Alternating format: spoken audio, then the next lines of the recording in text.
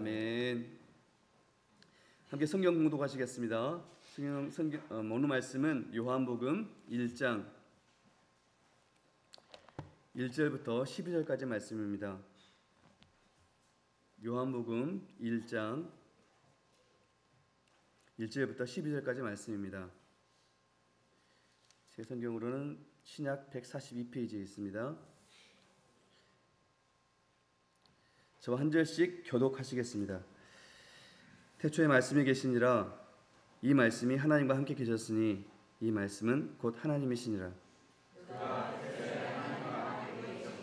만물이 그로 말미암아 지은 바 되었으니 지은 것이 하나도 그가 없이는 된 것이 없느니라.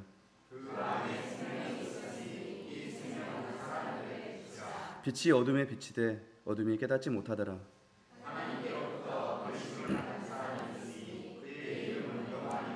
그가 증언하러 왔으니 곧 빛에 대하여 증언하고 모든 사람이 자기로 말미암아 믿게 하려 함이라. 참 빛 곧 세상에 와서 각 사람에게 비추는 빛이 있었나니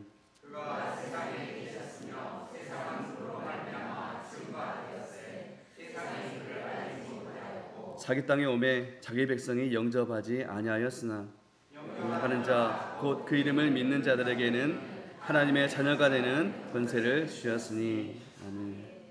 담임 목사님께서 하나님의 자녀가 되는 권세를 주셨으니라는 제목으로 말씀 드려주시겠습니다.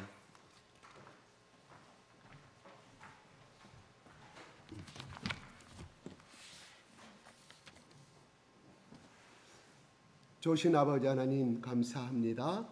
하나님께서 우리를 사랑하사 이 아침 우리를 깨워주시고 우리를 주님의 전으로 불러주셔서 주님의 사랑하는 자녀들이 온 마음을 다하여 뜻을 다하여 우리 아버지 하나님께 영광을 돌리며 찬양하게 하신 하나님을 감사와 찬양을 돌립니다.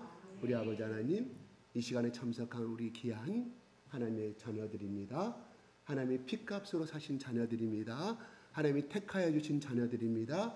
하나님, 이 시간에 이 예배가 하나님께 진정으로 기쁨으로 드리는 예배가 되게 하시며 하나님 또한 우리에게는 커다란 위로와 영광과 하나님의 깊은 인격의 내면 속에 들어가는 빠져들어가는 성령님의 기름 부어주시는 시간이 될 수 있도록 하나님 축복하여 주시고 영광 받아 주시옵소서. 예수 그리스도의 이름으로 기도드리옵나이다. 아멘. 할렐루야. 할렐루야.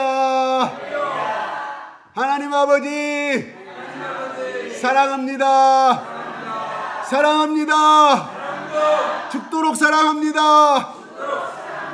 마음 바쳐 사랑합니다. 뜻을 다하여 사랑합니다. 예수님 이와 동문입니다. 그럼 섭섭하겠죠. 예수님 나의 구세주이심을 너무 영광스럽습니다. 예수님 감사해요. 예수님 감사해요. 예수님 사랑합니다. 성령님 성령 하나님 감사합니다. 서로 마주보면서 최대한의 덕담을 나누죠. 축복을 하여 주시기 바랍니다. 그냥 축복이란 말이 아니라 그 단어 말고 만복의 복을 가지십시오. 만복을 받으십시오. 뭐라고요? 만가지 복이라 이런 말이에요. 만복을 받으십시오.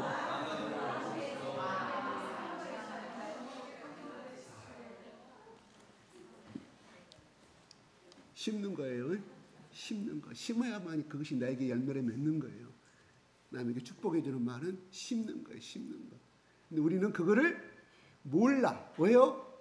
그거를 문제식 가운데 안 살아왔기 때문에. 근데 그거를 내가 지금 왜 이 남자를 만나서 행복하게 잘 살고 있지?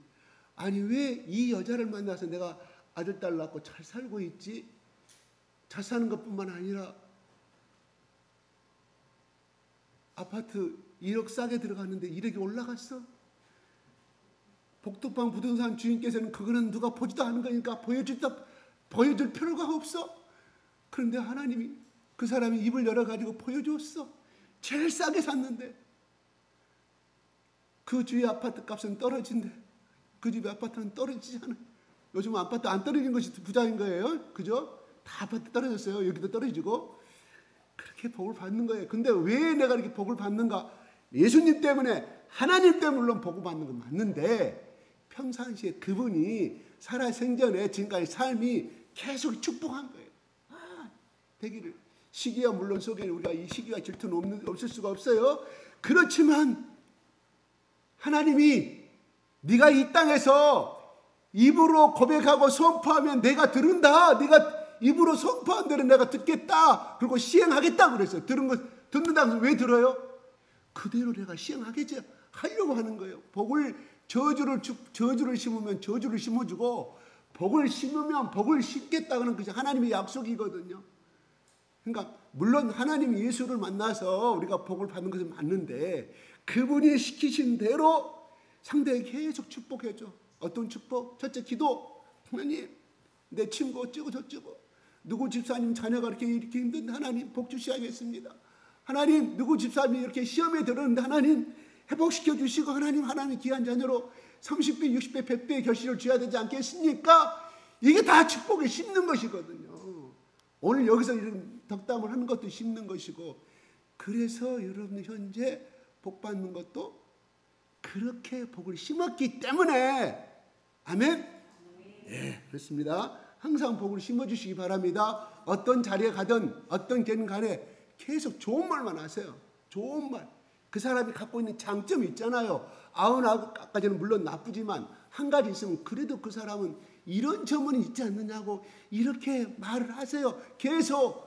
그런데 그 좋은 점은 딱 빼고 한 가지 가지고 선포한다고 하면 그게 누구한테 와요? 나에게 와요. 나에게 와요. 돈 드는 거 아니잖아요. 한 가지 사람을 장점을 막 심어주고 좋은 점 이야기하면 그래도 그 모임에서 10사람이 A라는 사람에 대해서 나쁜 점을 이야기하면 그래도 나는 어떻게 말하냐. 그래도 그 사람이 이런 좋은 점이 있더라. 과거에 내가 이래저래 했었는데 그 사람이 이렇게 나에게 해주더라. 그러면 그 사람이 절대 당신들이 생각하는 것처럼 나쁜 사람이 아니다. 이런 좋은 점이 있더라고 하면 9사람이 어때? 순간 기분이 싸해지겠죠. 부끄러워지겠죠. 바로 그리스도의 사랑은 바로 그 9명의 사람이 아니라 그 한 명의 사람이 돼야 되는 거예요. 축복을 심는 거예요. 그러면 그 사람의 인격이 올라가요, 떨어져요? 올라갑니다. 이야, 역시 저 친구는 예수 믿는 사람이에요. 다르구나. 뭔가가 다르구나. 이게 우리 친척들 모이는 가운데서 마찬가지. 친구들 모이는 데서 마찬가지. 이건 아주 중요해요. 인식하고 살아. 하나님은 내가 말한 대로 심는다고 그랬지. 말 나오다가 내 부정적인 말을 듣고 있으면 내가 벌써 부정을 심고 있는 거거든요. 그럼 누가 하나님 부정의 복을 주겠다고 부정의 복을 받으면 되겠어요? 긍정의 복을 받아야죠. 그렇죠? 아멘? 근데 우리는 잘 안 돼. 여기 있는 저도 그렇게 안 돼. 그러니까 항상 염두에 주자 이래요. 야, 그 사람 그래 그렇게 고생하더만 그렇게 어떻게 해서 그 사람이 그렇게 해서 집을 샀는데 그렇게 싸게 샀는데 복이 됐대. 역시 그 친구 그래 복 받을 만해. 속에서는 어때? 나는 그 사람보다 더 나쁜 아파트 사니까 시기가 일어나겠죠. 그게 우리 인간이에요. 인간. 그게 우리의 본 모습이에요. 그렇지만 뭐라고요? 하나님이 네 입으로 고백한 대로 내가 심은다 그러시잖아요. 입만 담으면 돼. 입만 이 연습하자 이런 말이에요. 무슨 우리가 무슨 99가지 가지고 한 가지 장점을 칭찬할 사람들이에요. 우리가. 그죠? 99가지 장점이 있는데 한 가지 갖고 욕할 사람 우리예요. 우리. 안 됩니다. 그게 우리의 본 모습이에요. 그렇지만 하나님이 그렇게 말씀하셨잖아요. 왜? 우리 인간의 본 모습을 아니까. 그게 우리가 습관이 돼요. 습관. 때로는 저거 이중언어를 쓴다고 말해도 좋아요. 그렇지만 속으로는 이거 올라오지만 칭찬의 말이에요. 심자의 말이에요. 그게 무슨 말? 하나님의 법칙이라 이런 말이에요. 하나님이 우리가 복을 주는 건 뭐냐? 그래, 네가 네 마음속에 시기와 질투는 일어나는데 네가 항상 그 모임은 어떤 네 욕정을, 네 욕심의 생각은 내 감추고, 그래 어찌하면 네가 한목의 제물로, 예수님이 한목의 제물로 죽었듯이, 합행의 제물로 죽었듯이 네가 그렇게 해보려고 하는구나. 이 사람과 이 사람의 온수관계인데 한목시키려고 네가 희생하여서 하는구나. 하나님 그거 보시지. 아흔아까지 너는 시커먼 놈 자식이 그렇게 입으로 아니에요. 하나님 우리의 단점을 아시는 분이기 때문에 뭔 말일까요? 그 사람이 입으로 고백하는 걸 우리 하나님이 들으신다, 이런 말입니다. 아멘. 자꾸 축복해주세요. 오늘 만났으면 보고 싶었다 이야기하고, 아이고 뭐 어쩌면 오늘 뭐 장점 보는 거예요. 장점 무슨 장점? 오늘 봄날인데 이래서 우리 요셉 목장님 왔어요. 얼마나 노란 이 개나리 꽃하고 약간 달 틀립니다. 그죠? 그래서 밝은 색깔, 좋은 입으니까 얼마나 밝고 좋은지 10년은 젊어 보입니다. 이거 연습하는 거예요. 하루아침에 이 축복의 말을 상대에게 심는 것은 하는 거 되는 건 아니거든요. 자꾸 연습하는 거예요. 연습하는. 제가 오늘 연습할게요. 요셉 목장님. 아이고 옷이 너무 반갑습니다. 제가 이 노란 색깔 좋아하거든요. 아니 진심으로. 저 색깔 어울린가요? 네. 정케 보인가요? 네. 그럼 같이 이 시간 연습하게요. 요셉 집사님, 10년은 적게 보입니다. 이게 덕을 심는 거라, 복을 심는 건데 10년 늙어 보입니다. 그 말을 왜 하냐고. 그 말을, 상대가 기분 나빠하는 말을 할 필요가 없는 거예요. 아니 저 컨셉을 누가 줬겠어요? 틀림없이 아내 되신 분이 저 컨셉을 줬을 거라, 이런 말이에요. 저도 이 컨셉 제 아내가 준 대로 입고 왔어요. 나 이거 안 입고 싶어. 아내가 하니까 나보다 더 선견지명이 높으니까, 보는 눈이 다르니까 이거 한가 보다. 제가 오늘 이 말씀을 왜 하냐면, 이 멘트 준비한 거 아닙니다. 오늘 요한복음이, 다른 우리가 공간복음 그러면 요한복음을 뺀 마태, 마가, 누가를 우리가 공간복음이라고 그래요. 공통점이 너무 많아. 약간의 문장만 틀릴 뿐이지. 그런데 요한복음은 좀 틀려요. 그래서 공간복음 속에 요한은 특별하게 사도 요한이 지었는데 좀 틀려요. 어떻게 하면 여기서 보면 오늘 1장 1절 읽었지만 다른 4개 복음서, 3개 복음서에는 동정녀 마리아, 예수님이 어떻게 태어나셨는가를 자세하게 설명하고 있는데, 요한복음은 그것이 없어요. 요한복음 뭐냐면, 요한복음은 사건의 팩트가 중요한 것이 아니라, 언제 어떻고 것이 아니라 예수가 어떤 분이신가, 그리고 예수가 하나님의 아들이다, 그것을 강조해주고, 누구에게? 그 당시에 그리스의 헬라 철학에 빠져있는 이방인들에게 예수님이 어떤 분이신가를 그들에게 설명할 필요가 있었어요. 그러나 마태나 마가는 누구에서? 유대인이었어요. 물론 요한도 유대인은 마찬가지인데, 유대인을 상대로 한 글을 해야 되기 때문에 예수님의 신성을 강조할 수밖에 없었어요. 그래서 이사야서 이용해서 어서 와요. 반가워요. 저기는 또 보라색을 입었네. 보라색도 입으니까 제가 좀 미안해요. 나 처음 본 것 같아요. 우리 강선희 집사님 보라색 입은 거. 보라색 입으니 너무 멋있습니다. 봐요. 본인도 웃고 우리도 웃지 않아. 이 말을 하니까 얼마나 즐거워요 이게. 그래서 요한은 하나님을 모르고 예수님을 모르는, 뿌리를 모르는 사람들에게 밝혀줄 필요가 있었다, 이런 말이에요. 예수님의 신성에 대해서.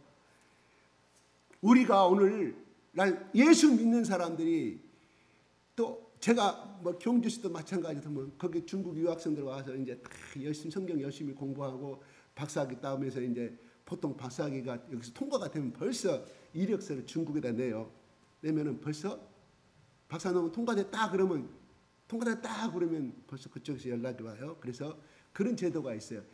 중국이 아닌 중국보다 더 선진국에서 박사학위를 따지 않아요?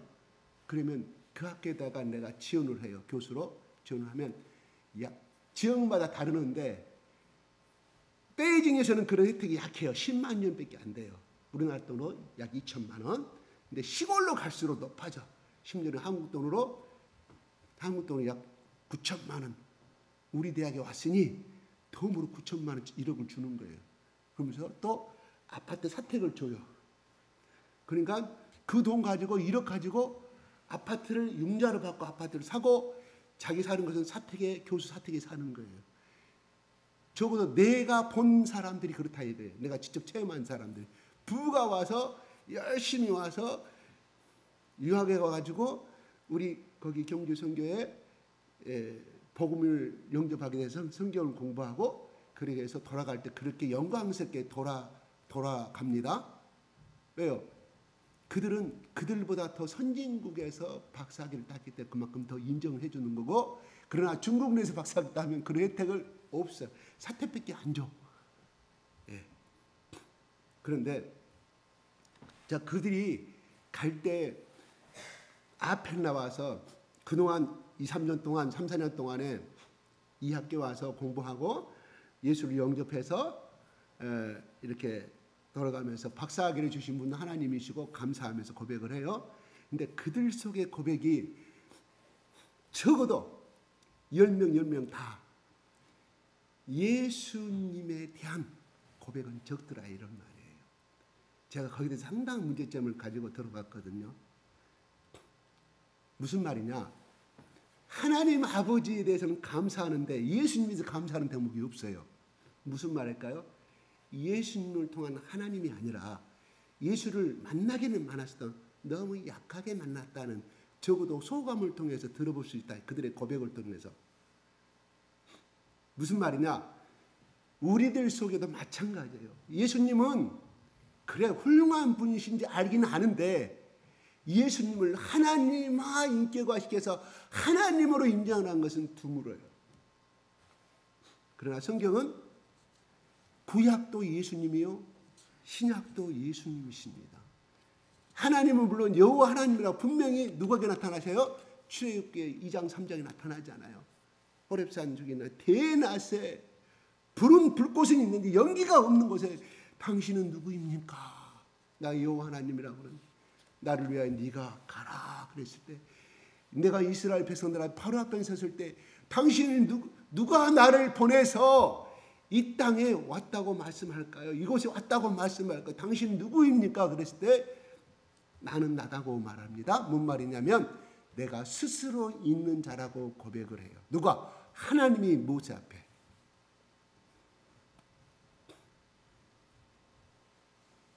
그런데 중요한 것은 우리가 이 하나님에 대해서는 많이 알아. 하나님이 누가 천지를 지었다는 걸 잘 알아요.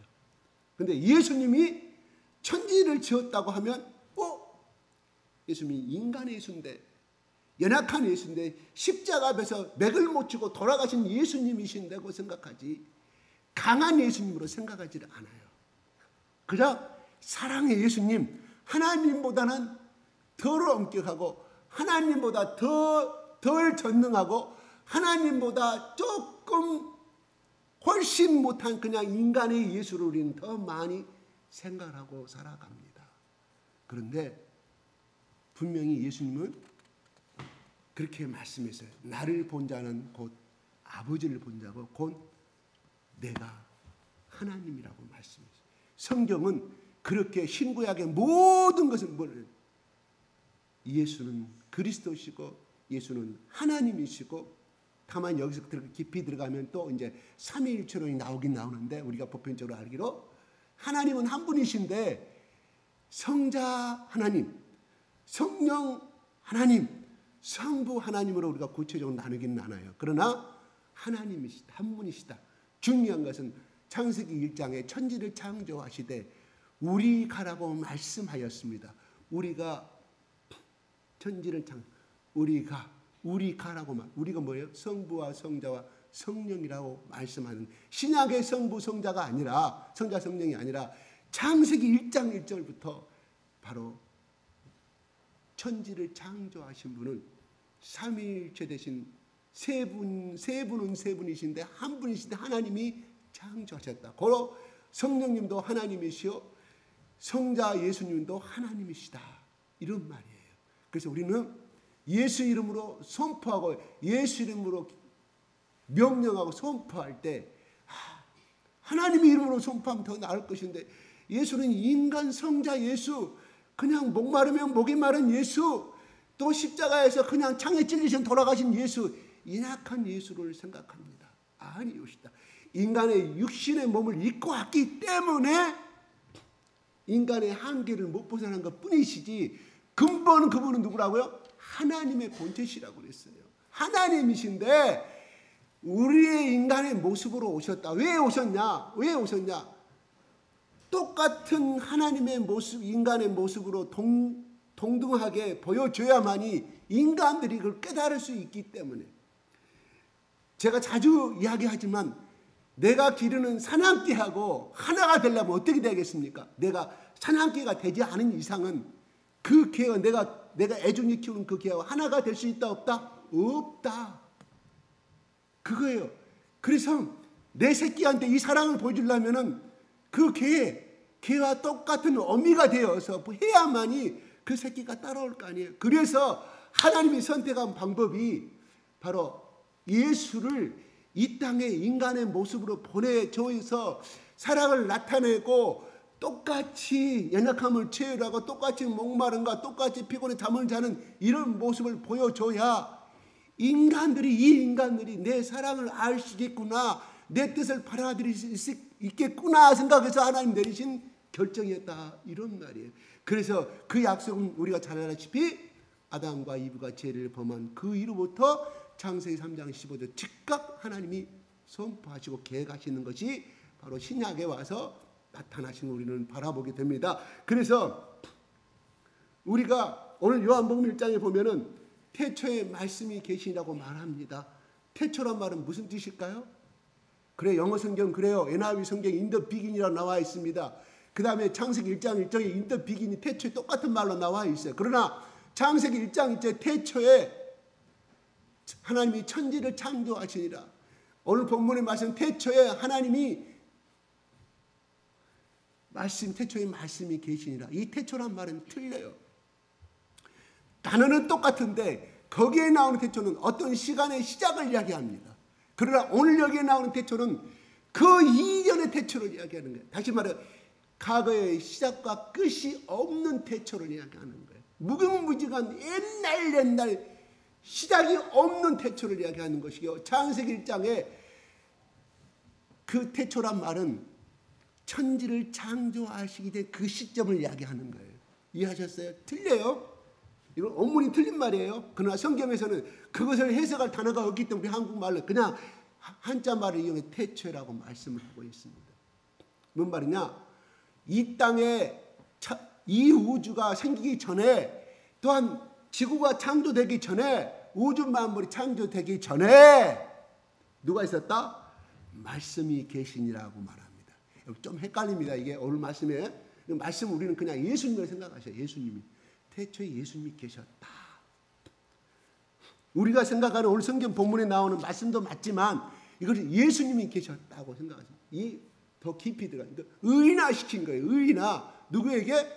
이 성경을 요한복음을 읽는 독자들을 하여금 예수님이 어떤 분인가 설명을 해야 되는데 그들의 속에 들어가서 그들의 언어로 사용을 했어야 돼요. 그러면 그리스의 당시에 예수님이 살던 당시, 요한이 살던 당시에 그리스 헬라 철학이 전 세계를 덮었습니다. 유럽을 덮었어요. 그들에게 예수님을 설명하기는 해야 되겠는데 어떤 말로 해야 될 것인가? 그래서 그들의 나라 말 헬라어로 그리스어로 로고스로 표현해주고 있습니다. 왜 이렇게 표현해주고 있을까요? 그들에게는 그래요 어디요? 우리가 잘 아는 우리 초등학교 때 배운 이야기, 중학교 때 배운 윤리책에 나오는 뭐 아리스토텔레스라든가 뭐 이런 철학자들이 성행할 때 그들에게는 어떤 것이 있었냐면 이 우주는 어떤 신이 있다. 근데 그 신이 있는데 그 신이 로고스라는 언젠가는 그들에게는 그 신으로부터 어떤 로고스라는 분이 이 땅에 오게 될 것이라는 것이 그들 속에 사상이 있었어요. 철학적인 막연한 사상이. 그분이 누군지를 몰라. 그래서 사도 바울이 그리스에다가 안테네에 가서 복음을 증거할 때 그들이 신전을 지었어요. 신전. 신전을 짓고 예배를 드리고 있는데 니들 무슨 신에게 예배를 드리고 있냐? 자기들 몰라. 신이 있긴 있네. 신의 이름을 몰라. 우리가 알지 못하는 신에게 우리가 예배를 드리고 제사를 지낸다고 했을 때 그들을 향하여서 바울이 복음을 증거한 점이 사도행전에 정확하게 기록해 놓고 있습니다. 마찬가지로 그들은 언제부터 사상이 있었냐? 그리스라는 나라는 옛날부터 이 우주를 어떤 신이 있기는 다스리는데 어떤 신이 만들었는데 언젠가는 로고스로 이 땅에 오게 될 것이다 하는 것을 그들이 가지고 있었어요. 그래서 말한 거예요. 야, 너희들 옛날 이 조상 때부터 그리스 철학 이것을 지금까지 너희들이 어떻게 우리 같으면 올라 유교라 이런 말이에요. 그들에게는 알지 못하는 그들의 정통적인 신 종교, 그게 말했던 그 로고스가 바로 예수님이었다를 설명하기 위해서 오늘 이 말씀을 말하는 거예요. 그들의 수준에 따라서 만약에 예를 들어서 그때 당시에 그들에게 어떤 신이 있는데 그게 이 땅에 앞으로 개의 모습으로 오게 될 것이다. 그러면 도구라 생각합시다. 도구, 영어로. 그래서 도구라는 분이 이 땅에 오게 될 것이다. 그랬으면 이 바울은, 이 요한은 도구라는 로고스라는 그 언어를, 도구라는 어떤 고유의 명사를 써가지고 이야기를 했을 거라 이런 말이에요. 이해하셨어요? 그런 식으로 이야기를 하셔야지. 오늘 말씀이 그러면 이거 뭐야? 오늘 성경에 써진 말씀이냐? 헷갈릴 수가 있는데 예수님으로 생각. 너희들이 생각했던 그 로고스라는 분이 바로 예수님이었다. 근데 그 예수님은 누구냐? 그 신은 신인데 하나님과 같이 계셨던 분이다. 그리고 하늘과 땅을 같이 만들었다. 이렇게 말씀이 있습니다. 그러면서 말합니다. 이 말씀은 곧 하나님의, 거꾸로 말하면 예수님은 곧 하나님이시다. 무슨 말? 천지를 창조할 창세기 1장에 우리가 만든 성부와 성자와 성령으로 바로 천지를 창조할 때 하나님도 예수님도 천지를 같이 만드시는데 참여하셨다.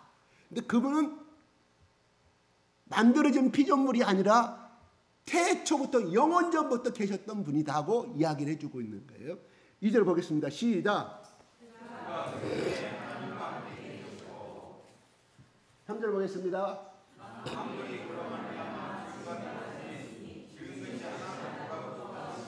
예, 만물이 예수님으로 말미암아, 그죠? 또 지은 것이 하나도 예수님이 없이는 된 것이 없느니라. 그러면 또 어떤 분은 또 이렇게 해석을 해요. 그래요. 하나님이 말씀하시되, 하나님이 가라사대, 하나님이 말씀하시되, 창세기 1장부터 쭉 나와요. 말씀하시되 그때마다 새로운 하나님이 계획한 바가 달도 만들어지고 지구도 만들고 별도 만들어지고 태양도 만들어졌다 이런 말이에요. 그렇게도 해서 그것도 맞아요. 그런데 여기서 지금 누구를 가지고 예수님을 나타내 주기 위해서 세례 요한이 있었어요. 그러니까 다 이 모든 말씀을 예수님으로 해석하시면 딱 맞는다 이런 말이에요. 예수님이 없이는 된 것이 없느니라. 천지 창조 예수님을 이야기해 주고 있다 이런 말입니다. 그 다음에 4절 시작. 그렇죠? 예수님 안에 생명이 있었으니 이 생명은 사람들의 빛이다. 예수님의 생명은 사람들의 빛이다. 그러니까 예수님의 생명은 뭐예요? 니꼬르 우리 인간들에게는 빛이었다. 빛의 역할은 무엇이에요? 캄캄한 것을 비춰주는 역할을 하죠. 빛이 비치는 곳에는 곰팡이가 살 수가 없습니다. 빛을 비치는 곳에서는 병균이 죽어갑니다. 그래서 그것을 만들어낸 것이 방사선 통해서 우리가 암이라든가 말기암을 치료하는 것을 바라보게 됩니다. 또 그것도 하나의 물리학적으로 말하면 빛이라고 볼 수 있는 거예요. 레이저 빛이라는 방사선 나오는 그 방사선 자체가 빛이니까 우리 많은 치료를 이루어진 것처럼 바로 예수 그리스도를 믿는 자는 생명을 소유하게 되는데 바로 우리의 어둠이 물러간다. 더 이상 좌절과 어둠 속에 거하지 아니한다. 지옥에 갈 생명이 바로 이 빛 때문에 예수 그리스도의 빛 때문에 천국에 간다. 이렇게 간단하게 해석해 볼 수가 있는 거예요. 5절 시작. 예, 빛이 어둠에 빛이 돼 어둠이 깨닫지 못하더라. 그 당시 예수님이 오셨을 때 이미 요 성경을 쓸 때 당시였냐면 예일이 약 90년, 서기 90년. 예수님이 승천하시고 난 다음에 약 60년이 지난 후에를 이야기하는 거예요. 그러니까 60년 전에 예수님이 이 땅에 왔을 때 너희들이 영접하지 아니했다. 그냥 한 인간으로 취급했고 그러면 그를 받아들이지 아니하였다. 회개치 아니하였다. 하나님의 아들로 받아들이지 아니했음을 60년 후에 그때 당시에 60년 전에 기억하면서 지금 요한이 쓰고 있는 말이에요. 자, 6절 시작.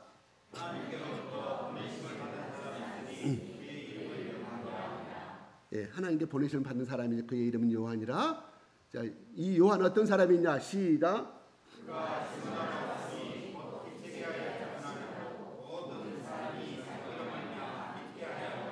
예, 세례 요한을 이야기하는 겁니다. 오늘 요한복음이가 세례 요한이 되었어요? 아니죠. 야고보의 형제가 아닌 사도 요한이 되었어요. 그리고 스스로 요한복음에 이 사도 요한은 이렇게 말합니다. 예수님이 사랑하는 자라고 자기를 밝히고 있습니다. 예수님이 사랑하는 자. 상당히 자기의 아이덴티티가 있었어요. 자부심이 있었어요. 12제자 다 사랑했지만 특별하게 예수님이 나를 더 사랑하셨다. 그게 2장의 말씀이 나와요. 보지 마세요. 그냥 제 말에 기울이세요. 제 말에 집중해요. 예배 시간 저를 보십시오. 저를 보세요. 그래서 여기서 나오는 이 6절에 나오는 7절의 요한은 5, 6절에 6절, 7절은 세례 요한을 가르쳐주고 있고요. 이 복음서를 쓰고 있는 사람은 사도 요한입니다. 사도 요한입니다. 사도 요한은 예수님이 사랑하신 자라고 자기를 밝히고 있다. 이런 말이에요. 이건 굉장히 중요한 말씀입니다. 무슨 말이냐? 다 같이 여기에 있다 할지라도 다 우리 예수 믿는 사람입니다. 다 우리가 주사랑 성교교회 교인이 크리스찬이고 다 그렇습니다. 또 밖에 나가면 옆에 교회 다 예수를 믿는 사람이고 다 예수 그리스도 이름으로 구원을 받은 사람들입니다. 중요한 것은 내가 정말 예수가 나를 바라봤을 때 내가 특별히 너를 사랑한 자다 하고 생각을 갖고 있는 사람과 나는 왜 되는 것이 없습니까?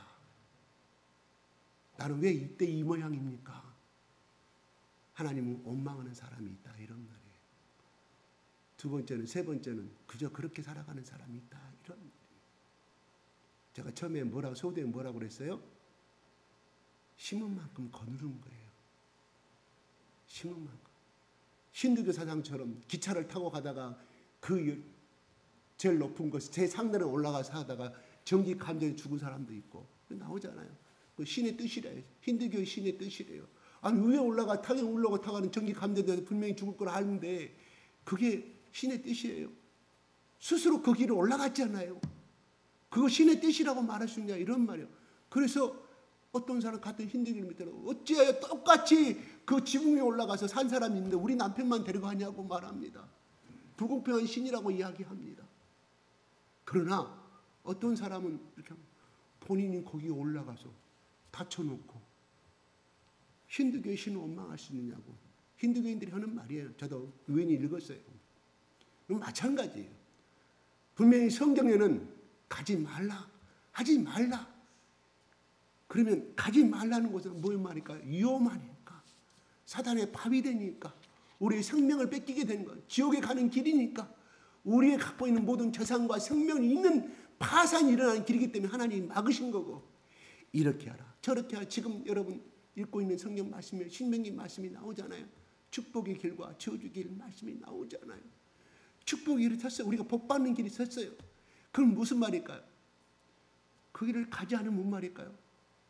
저주의 길을 간다는 것이거든요. 가지 않고 하나님을 원망한다 이런 말이. 제 말은 하나님의 말씀대로 해보고 나서 복이 아니면 하나님 나는 어찌하여 복이 없습니까? 하고 하나님께 원망해 볼 수는 있잖아요. 그런데 할 짓 다 하고 하나님의 말씀을 원하시는 말씀을 행하지 아니하고 저주가 임하는데 하나님 어찌하여, 이런 사람들 너무너무 많아요. 너무. 요한이 왜 자기를 사랑하는 자라고 말해요? 예수님이 특별한 예수님이 원하신 대로 그 삶을 살았기 때문에. 물론 우리가 생각하는 세인트 존, 성스러운, 가톨릭은 그렇게 쓰죠. 세인트 존이라고 쓰죠. 거룩한 존이라고 하지만 사실 세례 요한도 우리하고 사도 요한도 우리와 똑같은 사람이에요. 그가 특별하게 어떤 부분들은 부각시켜서 기록해 놓겠지만 우리가 오늘 아침에 일어나서 오늘 주일날인데 좀 오늘 안 가면 안 될까? 오늘 또 뭔 날인데 세례 침례 사도 요한도 우리와 똑같은 삶을 살았어요.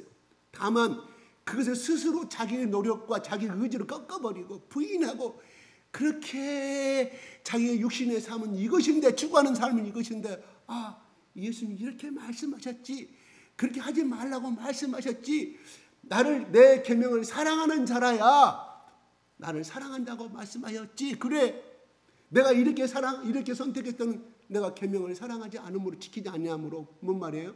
계명을 지키지 않은 자는 나를 사랑하지 아니한다고 예수님이 요한복음 14장 15장에 다 기록이 되어 있다 이런 말이에요. 그러면 계명을 지키지 않았다는 것은 무엇을 의미할까요? 말씀을 지키지 아니했다는 말씀이 되겠죠. 또 뭔 말일까? 예수님이 싫어하신 것을 선택하고 행하였다는 사실이에요. 거기에 나는 결과는 누가 책임져야 될까요? 본인이 책임져야 할 거 아니겠습니까? 그렇잖아요. 행하지 않아놓고는 하나님 나를 사랑하지 아니한다고 이야기하는. 제가 예전에 질문하였잖아요. 내가 유명한 어떤 목사님의 이야기를 들었잖아요. 일본에서 편지가 왔는데 자기들이 일본 사람들은 아주 정결하게요. 음식도 정결하게 깨끗하게 조금씩 먹어. 얼마나 소식인지 몰라요. 일본에서 출장 가는데 너무 배고파서 못 살겠어. 진짜요. 너무 소식이라. 이게 조금만 물가는 비싸니까. 김밥 한 줄에 1,000원이 했으니까 15년 전에 1,000원이 했는데 지금 얼마인지 모르겠죠. 10,000원 아니에요. 10,000원. 소식을 먹어요. 근데 어떻게 이 자매 둘이서 직장에서 거기 일본의 승무원교를 다녔는가 봐요. 열심히 하다가 사가갖고 서로 장난하다가 한 친구가 잘못해 상대의 눈을 찔렸어요. 편지가 와서 하나님이 계시면 어찌하여 내 눈을 이렇게 한쪽을 신명누게 만드시냐고. 하나님 안 계시는 것 같다고. 그 말은 충분히 이해가 가죠. 그렇지 너무 좌절스러우니까 그 말을 할 수도 있겠죠. 근데 그분 답변이 그래요. 본인이 잘못했는데 어떻게 하나님 원망하냐는 거죠. 본인이 그렇게 위험스러운 장난을 해놓고. 마찬가지예요. 우리가 자식을 향해서 이 길은 가지 말라고 수없이 이야기하잖아요. 참고적으로 얘기합니다. 우리 여기 길 건너갈 때 좀 조심하십시오. 항상 차가 양쪽에 있어가 여기 길 우리 교회 앞에 차들이 다행히 서행 당해서 그랬지 조금 급한 차들은 사정없이 달릴 수 있어. 난 저기다가 민원을 넣고 싶은 게 좀 비보급적 이야기하는데 저 정지하지 마십시오. 제가 선포하는 거예요. 저기다 민원 넣고 싶어. 저기다가 횡단보도 이거 있잖아요. 뭐예요? 일단 정지 교회 앞에 넣고 싶어서 사고 날 것 같아. 아마 안 들어줄 것 같아. 우리 소수밖에 안 되니까. 옆에 교회야 이 동네 사람들하고 같이 서명받아서 해야 아마 들어줄 것 같은데 여러분 자녀분들 저기 안 보니까 뛰어갈 수 있으니까 조심하십시오. 위험성을 알고 계시잖아요. 근데 만약에 우리 자녀 중에 턴때마다 다쳤으면 누구를 원망하냐 이런 말이에요. 그러면 저기는 횡단보도도 아니에요. 어떻게 보면 그렇잖아요. 도로예요. 가실이 어떻게 되다가 모르겠습니다. 그래서 보험이 다니지 않기 때문에 아마 우리 가실이 클 거예요. 피해자 가실이. 왜요? 무단횡단에 있으니까. 횡단보도 아니지 않습니까? 일단 정지를 좀 해줬으면 좋겠는데 일단 정지 우리 할 말이 많잖아요. 일단 정지 안 했잖아요. 기사님. 혹시 여러분들 생각나면 전화 한번 좀 해주십시오. 우리 예수님 우리 교회를 대표해서 동사무소에다가 저는 저기다 이야기했어요. 저기 놀이터 저거 밤새 저기다 술 먹고 그 다음에 아침 봐요. 술 담배가 청소년들 저기 막 저는 전화 한번 했었어요. 전화 한번 제가 했었어요. 해달라고 그랬더니 조명 그대로 엄청 밝혀놨죠. 조명은 저 지붕 좀 걷어버리십시오. 저거 뭐 있죠? 여기 있는 거 이거 좀 걷어달라고 했더니 조명만 엄청 밝혀놨어요. 그래요. 우리가 하나님의 말씀 어겼잖아요. 하지 말라고 분명히 써져 있잖아요. 보증 서지 말라고 써져 있잖아요. 보증 서놓고 하나님 원망할 수 있냐 이런 말이에요. 그거예요. 우리가 자꾸 성경을 계속 읽을 수밖에 없어요. 그래서 그 목사님 그런 이야기 했어요. 여러분 친구한테 돈을 빌려주거든 바칠 말 걸 생각하고 빌려주라 이거예요. 그러면 시험이 안 되니까. 일주일에 주니까, 일주일에 들어오니까 돈 꿔주겠다. 친구가 그렇게 빌리잖아요. 주잖아요. 돈 날라가. 하나님 원망해. 이게 우리의 모습이잖아요. 우리의 모습. 중요한 것은 저기 구원파는 한 번 회개하면 회개할 필요 없다고 말합니다. 아니, 틀렸습니다. 엄청난 겁니다. 마귀가 좋아하는 거예요. 너 그때 회개하고 예수 믿었지 않나? 네 죄 다 용서했는데 회개할 필요가 뭐가 있어? 아니, 마귀가 좋아하는 거예요. 우리는 끊임없이 바울이 우리 산 증인하니까 끊임없이 자기를 부인하고 나를 죽이는 삶. 이것이 없거든 우리가 성인은 될 수는 없지만 그렇게 우리의 노력이 필요한 거예요. 그러니까 우리는 뭘 말할까? 도를 닦고 수도승들은 자기 의지로 말하지만 우리는 내가 그걸 지킬 수 없으니 성령님 나를 도와달라고, 성령님 나를 도와달라고 끊임없이 성령께 의지하고 가는 수밖에 없어요. 그래서 피눈물 나는 눈물의 고백이 필요하고, 그러면서 성령님 왜 나를 도와주지 아니합니까? 원망할 것입니까? 먼저 내가 회개하면요, 내가 먼저 죄를 고백하면 성령님 가르쳐 주세요. 네가 얼마나 교만한 놈이냐, 네가 그래놓고 네가 나를 믿느냐고 성령님 말씀하셔요. 인격적인 걸로. 야 이놈아, 절대 성령님 그렇게 말씀하지 않으십니다. 네가 나를 위하여 한 것이 뭐가 있느냐, 난 너를 위해서 죽었는데. 우리의 모습을 바뀌어. 네가 네 자식 사랑한다고? 그래, 네 자식을 위해서 네가 얼마나 헌신했는데.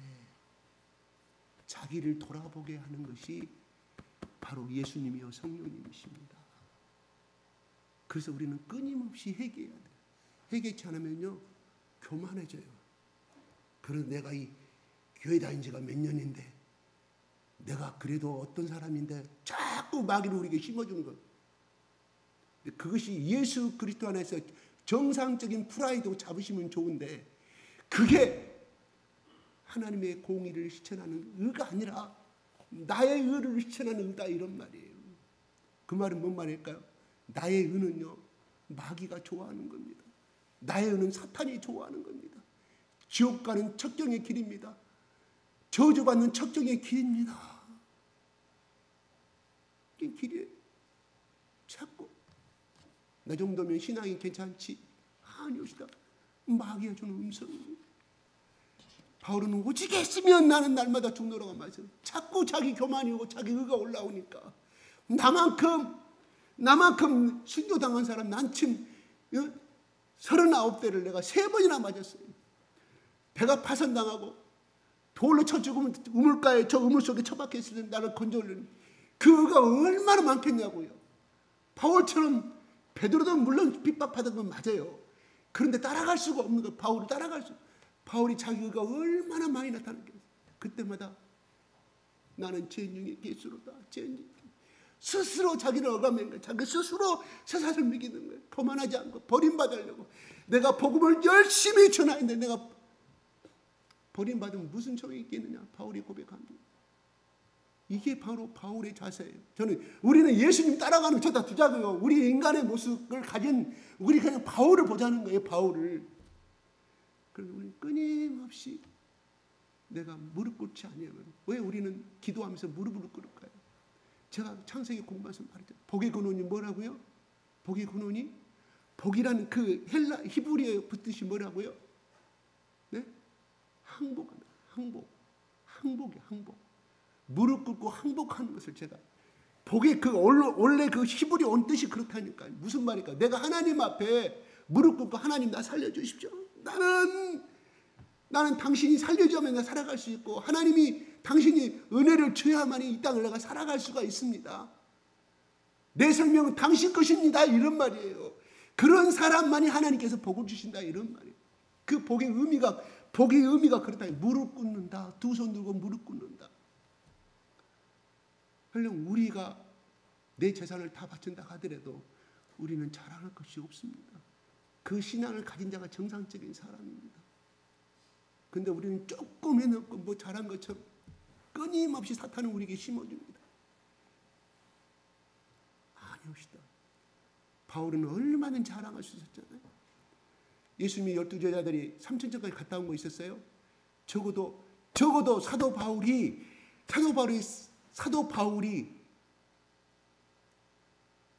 순교하기 전까지는 올라간 사람이 없어요. 3년째까지. 세례 그 뒤로 요한계시록을 쓴 사도 요한이 AD 95년 밤모섬 지중해 있는 밤모섬이라는 기한까지 거기서 삼층절을 봐서 요한계시록을 쓴 것이거든. 적어도 얼마나 12제자와 바울은 사도가 아니다, 기다 아니다 열등 가운데 있을 때 자기만이 삼층전 갔다 왔을 때 얼마나 자부심이 강할까. 그렇잖아요. 니들 예수님과 같이 동거했다고? 야, 봐봐, 나는 예수님 직접 만나고 온 사람이야. 나 얼마나 하나님 앞에 내가 세계 3차 전도여행 다니면서 세계 성경 다니면서 내가 이렇게 너희들 다닌 사람이 기껏해야 예루살렘 안디옥 왔다 갔다 할 뻔겠다. 얼마나 자기의 교만이 강한. 바울이 위대한 점이 그거라 여러분. 나는 그래도 제 중에 계수다. 나를 통하여 수만 명이 수만 명이 예수를 믿었고 내가 가는 곳마다 기회를 세웠는데 잘할 거 많잖아요. 그러나 죄인 중에 계수다 끊임없이 고백한 사람 사도 바울. 그래서 사도 바울이 위대한 점이 그거예요. 얼마나 내가 많은 교회를 세웠는데 바로 이 사도 요한은 예수님 앞에 사랑을 받을 자격이 있었습니다. 예수님이 왜 요한을 보고 내 사랑하는 자라고 말씀하셨을까요? 요한을 통해 앞으로 펼쳐질 이 땅의 하나님 나라를 요한을 통해서 파기 때문입니다. 그래서 그는 밤모섬이라는 곳에 가지 않아도 될 사람이었지만 나는 예수를 부인한다 그 말 한마디 했으면 예수님이 하나님의 아들이 아니다, 내가 예수를 믿지 않는다고 한마디 말만 했으면 그 밤모섬에 가면 다시 돌아올 수 없는 그 섬으로 끌려갈 이유가 없었다, 이런 말입니다. 예수님도 참으로 안타깝습니다. 제가 질문하게 같이 여러분의 입장에서 같이 한번 상상해 봅시다.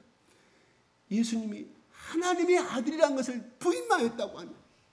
그래 속으로는 나는 하나님의 아들은 분명히 맞아. 겉으로 나 하나님의 아들 아니오. 나를 본 자는 하나님 본 것이 아니고 내가 뻘소리 했어. 내가 저 정신이 순간적이 했어. 난 이걸 다 부인합니다. 만 했다고 하면 예수님이 이 땅에서 장수하고 나름대로 병 고치는 능력을 가지고 있었기 때문에 귀신이 쫓겨나고 병 고치는 능력을 가졌기 때문에 얼마나 많은 사람들이 그 당시에 암이란 말도 없었지만 문둥병도 나섰고 암도 나섰겠죠. 각종 병든 명자라 있으니까.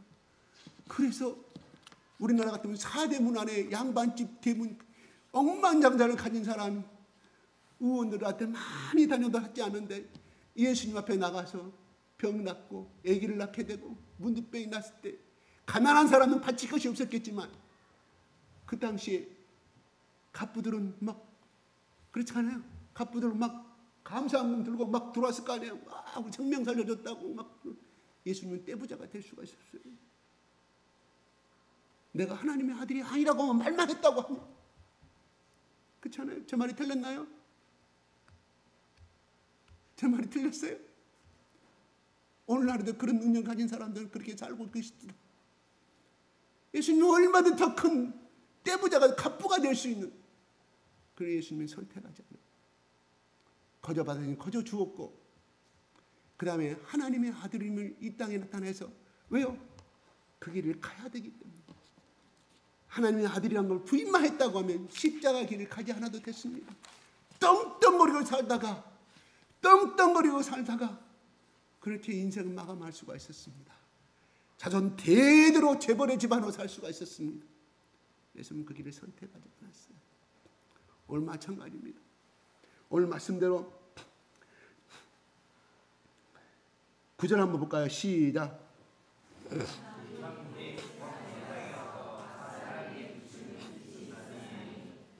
12절 시작.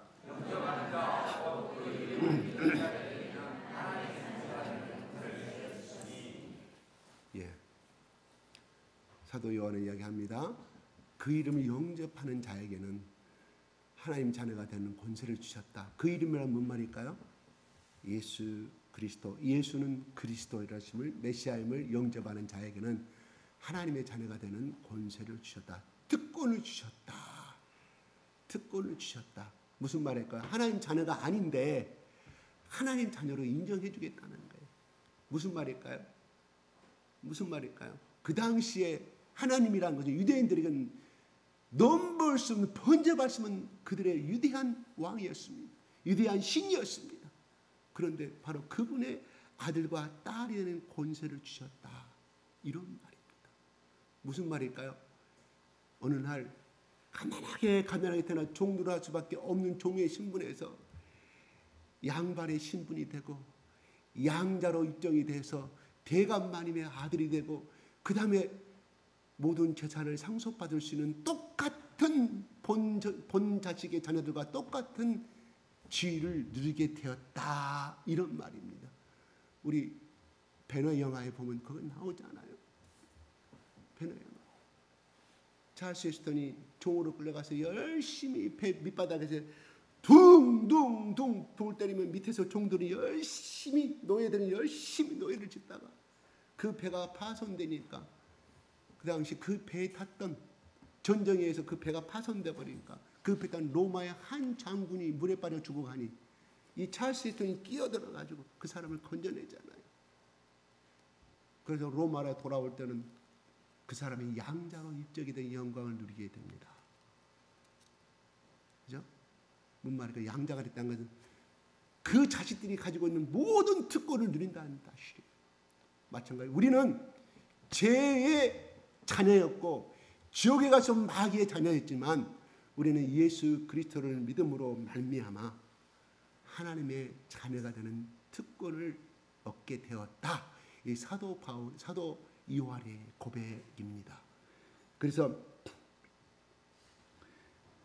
여기서 보면 13절 한번 볼까요? 시작.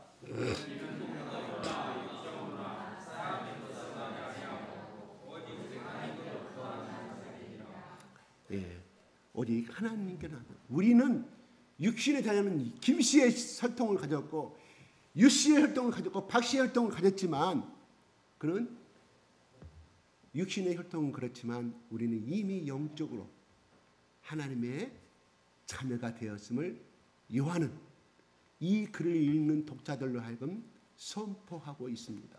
아멘? 나는 하나님의 딸임을 믿습니까? 나는 하나님의 아들임을 믿습니까? 그러면 하나님이 원하시는 것을 하시기 바랍니다. 나는 유씨 집안의 둘째 아들입니까? 나는 정씨 집안의 첫째 아들입니까? 부모가 원하는 삶을 사시기 바랍니다. 이건 누가 가르치지 않아도 우리 한국뿐만 아니라 동서양을 가려서 이거는 변할 수 없는 인간이 살아가는 진리의 법칙이듯이 마찬가지로 하나님의 자녀가 되었다고 하면 적어도 예수님이 나를 위하여 십자가에 피 흘려 죽으시고 그로 인하여서 그 고통으로 나는 피 흘리심으로 내가 예수 그리스도의 자녀가 되고 예수 그리스도의 죄 용서를 받고 하나님 자녀가 되었음을 고백한 사람, 예수님이 원하시는 삶을 사시기 바랍니다. 하나님이 원하시는 삶을 사시기 바랍니다. 부정적인 말보다, 왜요? 하나님이 오늘 말씀, 이 하나님이 신명기에 여러분에게 말씀하였기 때문에 축복의 길이 어느 것이고요, 저주의 길을 가는 것이 어느 것인가를 분명히 제시해 놓고 있습니다. 그런데 우리는 그를 선택하지 않음으로 인하여 오는 그 저주와 가난에 대해서는 회개치 아니합니다. 자기 잘못은 바라보지 아니합니다. 맞습니다. 왜 하나님 우리에게 회개하라고 그랬을까요? 왜 회개하라고 그랬을까요? 그 회개가 내 속에서 어둠이 나감으로 인하여 대신에 내 성령님이 나를 가득 채우기 때문에, 성령의 기름 부으심이 가득 채워지기 때문입니다. 하나님의 사랑이 대신에 우리에게 깊이 임하기 때문입니다. 내 속에 어둠이 나가고 나쁜 영이 나가기 때문에 회개라고 말씀하시는 거예요. 그러므로 회개는 좋은 것이에요, 나쁜 것이에요? 좋은 것입니다. 여기 있는 나도 이 자리에 서기 전에 어젯밤에 또 많은 회개를 해야 했어요. 오늘 아침에 많은 회개를 해야 합니다. 그래야 내가 설 수 있는 자격이 있을 거 아니겠습니까? 나라고 나쁜 생각을 안 가질 수 있겠습니까? 나라고 나쁜 어떤 행동을 안 할 수 있겠습니까? 끊임없이 회개하는 바울도 날마다 죽노라 고백한 것처럼 우리는 끊임없는 회개의 삶을 살아가는 사람은 그만큼 요한이 예수께서 사랑하시는 사람하고 요한은 그만큼 하나님의 말씀에 비추어 예수님의 말씀에 비추어 순종하기를 원했고 순종하는 삶을 선택했다 이런 말. 자기의 삶을 꺾어버리고 그래서 예수님 내가 사랑하는 자다. 그래서 반모섬이라는 기항의 길을 통하여서 신약의 성경의 신구약도 제일 마지막에 됩니다. 여러분 400m 다른 마라톤 누가 달립니까? 제일 마지막 주자는 제일 그 팀에서 제일 잘하는 사람을 보내는 거예요. 마찬가지로 하나님은 이 요한계시록의 하늘의 비밀을 내가 나타내주고 저들에게 내가 보여줘야 되는데 어떻게 해야 될 것인가 예수님. 그걸 선택한 사람이 사도 요한이었어요. 사도 요한이 괜히 그 하늘나라 가가지고 유체이탈해서 그렇게 모든 천국의 모든 계시를 쓸 수 있는 만큼의 태어남을 받을 수 있던 것은 예수님으로부터 그만큼 인정을 받았기 때문에 그렇다는 거예요. 이왕이면 예수를 믿어도 예수님의 제자가 됐으면 좋겠고요. 이왕이면 예수를 믿어도 사도 요한처럼 특별히 예수님이 사랑하는 자라고 인치심 받으시기 바랍니다. 자기의 눈물도 필요합니다. 자기의 아픔도 필요합니다. 자기의 고집도 필요합니다. 자기의 고집을 꺾는 것도. 왜요?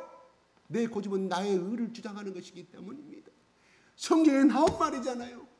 축복의 길로 가라는 이 말씀에 신명에 나오는 모든 말씀이 우리가 어떻게 하면 하나님의 자녀들이 복으로 갈 수 있는 비결을 가르쳐 주신 거잖아요. 그거를 선택하지 않냐고. 인간의 방법으로 돈을 벌려고 인간의 방법으로 선택한 그런 저주의 길이었음을 성경은 우리가 사도행전을 통해서 나타내주고 있잖아요. 근데 우리는 안 해. 왜요? 내가 더 잘났거든. 내 고집이 맞거든. 아닙니다. 진짜로 예수를 만난 사람은 고개 숙입니다. 할 말은 많아서도 입을 콕콕 다뭅니다. 이게 예수 믿는 사람이에요.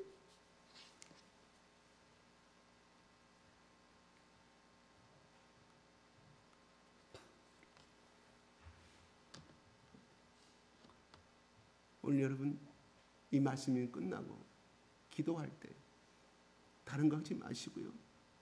하나님 못 주십시오. 축복이 그릇이 안 된다 하나님 주실 거예요? 웃기는 이야기, 웃기는 기도하고 있어요. 하나님 잘못 알고 있어요. 여러분의 자녀들 잘 알잖아요. 사랑스러운 딸, 사랑스러운 아들이 있어요. 이것이 시집 가기 전은 막대맞게 하더만 시집 간 다음에 엄마의 고생을 알고 아버지 고생을 해서 틈틈이 와서 용돈 주고 가고 틈틈이 전화해줘요. 틈틈이에서 낳길 때 얼마나 고생해서 내 딸을 키워보고 내 아들을 키워보니 정말로 나 옛날에 엄마한테 이렇게 해서 엄마한테 막말했는데 엄마 미안해. 그런 딸을 향하여 그런 아들을 향하여 여러분 어떤 마음이 들어요? 하나씩 사랑스럽고 주고 싶잖아요. 그런데 시집가서 장가가서 엄마 나를 왜 이렇게밖에 안 해줬어? 엄마 나한테 왜 이렇게밖에 안 계속 엄마는 전화 받기 싫어. 전화 걸지 마라. 너는 내 자식이 아니다. 우리가 경험한 거 아니겠습니까? 우리 복 받으려면 어떻게 돼요? 하나님, 내가 하나님 말씀대로 살지 못함을 용서해 주십시오. 예수님, 내가 예수님 말씀대로 살지 못함을 용서해 주시고 오늘의 이 결과도 예수님 이 말씀을 내가 지키지 않으면 나온 결과입니다. 나를 죽여주시옵소서. 나를 죽여주시옵소서. 가슴을 치고 우는 사람에게 하나님 복을 주실까요? 하나님 어찌하여 우리 집안을 이렇게 만드십니까? 왜 우리는 이렇게 살아야 됩니까? 원망하는 사람에게 하나님 복을 주실까요? 답은 나왔잖아요. 그거예요. 우리가 하나님 앞에 내 자식을 위해서 이루시기 바랍니다. 내가 그렇게 살지 않았긴 자식도 그 길을 가고 있는데 아들만 갖다가 때려 죽이려고 하면 하나님, 내가 바닷가 개를 얘기했잖아요. 아버지 개가, 엄마 개가 얘야 옆으로 걷지 마라, 옆으로 걷지 마라. 엄마도 옆으로 걸으면서 나도 옆으로 못 게끔 만드십니다. 얼마나 우리는 자기의 모습 속에 살아가는지 몰라요. 그렇잖아요. 보세요. 저놈의 자식 친구들끼리 만나서 얘기합니다. 우리 아들은 문제가 있다고. 그렇게 학비 대주고 뭐한다. 절대 내 말 안 들은다고. 그러면 우리는 그 성장기 때 아버지 말을 그렇게 들었어요? 하나님은요, 심은 대로 거두시다, 심은 대로 준다고 했어요. 하나님 앞에 내 모습을 발견하는 우리가 됐으면 좋겠습니다. 예수님 앞에 내가 얼마나 큰 죄임을 고백하는 자가 되기를 원합니다. 그러면 아들은 뭐라고요? 자식들은, 아들과 딸들은 부모의 뒤통수 보고 따라가게 돼 있다니까요. 따라가게 돼 있어요.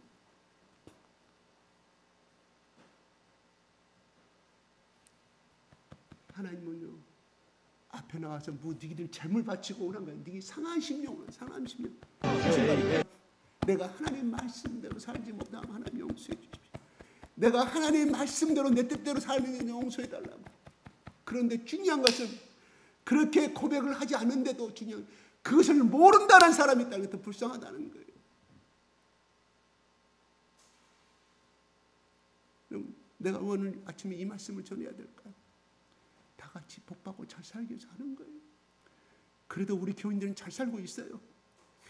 다른 교인들에 비해서 잘 살고 있어요. 기도도 잘하고 있고 예배 자세도 좋고, 이 말을 하느니 더 복되게 더 잘 살아보자고. 더 뭐라고요? 내가 항상 주장하는 거 있잖아요. 마태복음 5장 8절로 다시 돌아갑니다. 마음이 청결한 자는 하나님을 만날 것이요.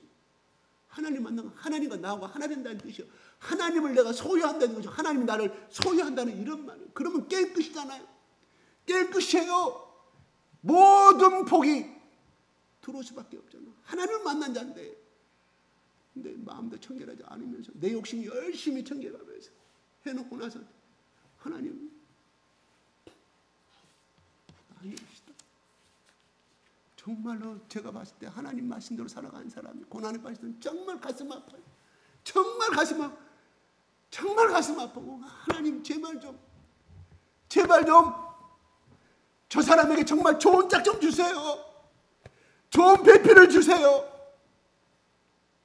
이런 기도가 나는 내 기도라고 생각하지 않아요. 성령님이 나에게 주시는 기도라고 생각해요. 하나님, 저 자매가 저 좋은 형제를 만나고 저 형제가 저 좋은 자매를 만나서 아름답게 살 때가 얼마나 기쁜지 몰라요. 만약에 저 형제가 예수를 안 믿고 세상에 잘 나가는 여자를 선택했다고 하죠. 쭉쭉빵빵 잘 나가는 여자, 누가 봐도 가문이나 뭐나 다 몸매를 받아 쭉쭉빵빵 여자를 선택했다. 눈이 안 봐도 선해요. 얼마나 요즘 이혼이 높습니까? 높지 않아요. 엄청 높. 그런데 우리 지금 우리 결혼해서 살아가고 있는 우리 집사님들 보면 마음이 흐뭇해요. 내가 여러분의 부모가 아니어도 내 마음이 흐뭇하다, 이런 말. 무슨 말일까요? 성령님 나에게 주시는 마음으로 생각이 들어가. 하나님 나에게 그 마음을 주셨다, 이런 말. 나 원래 그런 놈이 아니거든요. 하나님이 그 마음을 주셨기 때문에 그게 흐뭇하게 보이는 거예요. 기쁘고 대견하고. 아멘. 오늘 여러분, 내가 아직도 하나님 앞에 살지 못한 거 있으면 끊으십시오. 여러분 양심이 알잖아요. 제가 30년 전에 40년 전에 가르쳤던 현재 권사님을 계시는 어떤 아줌이 저를 만나서 자기 아들이 의대를 갔는데 의대 본과 3학년인데 교회도 안 다니고 개판이라고 생각해요. 오늘은 이 여자, 내일은 저 여자 만나고 다니고 인생을 즐기고 다니는데 어떻게 했으면 좋겠습니까? 제가 뭐라고 답변해야 될까요?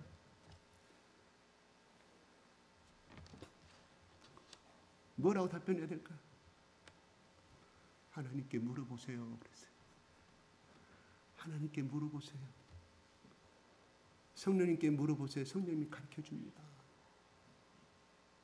아니, 그래도 목사님 알고 있는 거 있잖아요. 아니요.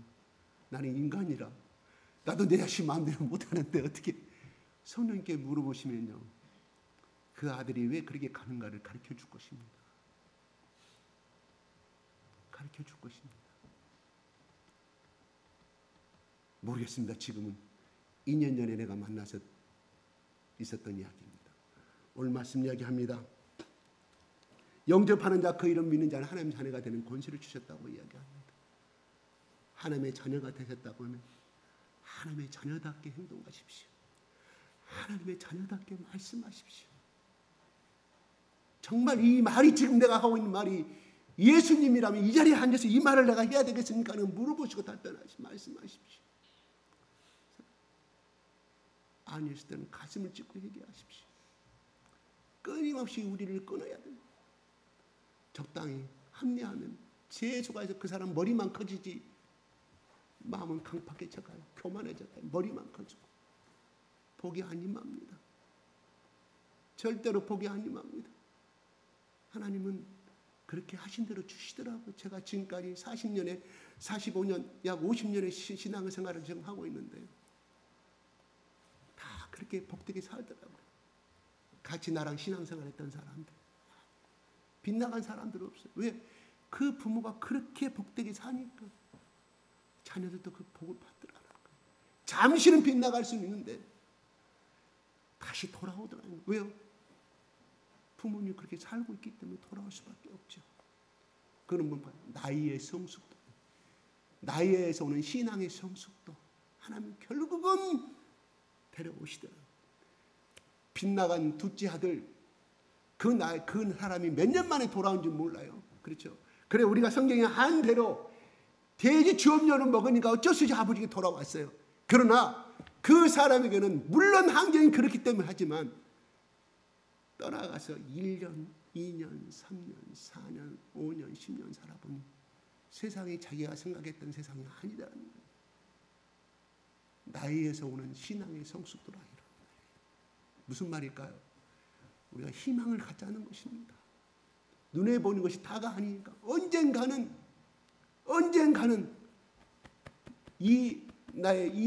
내가 부모로서 이 마음을 언젠가 자식이 알아줄 거라는 기대를 가지고 기도하다 보면 반드시 그 길을 따라가게 되어 있습니다. 아멘? 이건 하나님이 우리에게 주신 약속입니다. 그래서 인내하고 기도하라는 말이 그 말이에요. 오늘 이야기합니다. 우리는 하나님의 자녀가 되었음을 믿으시기 바랍니다. 혹시 오늘 내가 하나님 앞에 내가 숨김이 없다고 하면 여러분의 요구하는 사람 기도하시기 바랍니다. 그러나 나는 하나님을 아버지라고 부를 수 있는 자격도 없습니다 하고 생각하시는 분들 가슴을 때리면서 내가 가슴을 찢는 회개의 자가 될 수 있도록 기도하시기 바랍니다. 복은요 회개로부터 시작합니다. 복은요 내 생각을 꺾는 그 순간부터 복이 시작이 되는 겁니다. 제가 항복이라고 그랬잖아요. 항복하는 그 순간부터 바로 이미 둘째 아들은 내가 아버지께 돌아가자고 했을 때 이미 축복은 시작되고 있었습니다. 왜요? 비가 오나 눈을 360을 아버지가 문 밖에 서서 기다리고 있었기 때문에 본인이 돌이키지 않았기 때문에 그 복을 못 받았을 뿐이지 돌이키자마자 이미 축복은 기다리고 있었다. 이거입니다. 기도하겠습니다. 주여 저 세 번 기도하고 주여